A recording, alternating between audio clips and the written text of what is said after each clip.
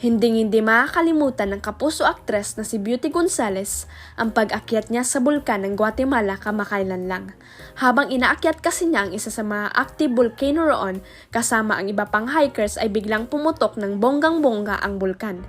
Naikwento ni Beauty ang mga naging karanasan nila sa pagbabakasyon sa Guatemala recently kasama ang asawang si Norman Crisologo at anak na si Olivia sa Grand Mediaco nang walang matigas na pulis sa matinik na misis nitong Biyernes, January 26.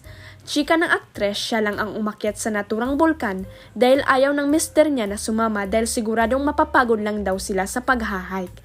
Guatemala is known for like 40 volcanoes and at all time in Antigua, there were 2 volcanoes and they're active and they're quiet known as hiking trails. Sabi ko nandyan na yan, akyatin ko na. Ani Beauty.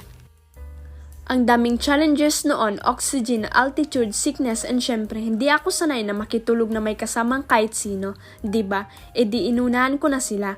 Baka kapag nakatulog ang isa, hindi na ako makatulog. Baka humihilik. Kwento pa niya. It was like a new experience because I have to make friends which I don't do. I have to talk to people which I don't do. Anya pa. Ngunit biglang ang pumutok ang naturang bulkan. Timing din kasi hindi siya palaging pumuputok. Nag-CR ako, nakita ko na pumuputok ang bulkan. Inangat ko ang panty ko at tinawag ko ang mga kasama ko. Sabi ko, hoy, heto na, heto na. It doesn't really explode all the time, pachamba-chamba lang. At the time, paglabas ko biglang nanginig, sabi ni Beauty. Ngunit sa kabila nito, itinuloy pa rin ang pag-akyat kahit na may ilan silang kasamang hikers na sumukot bumaba na lang. Mula sa 30 katao ay naging 50 na lang sila.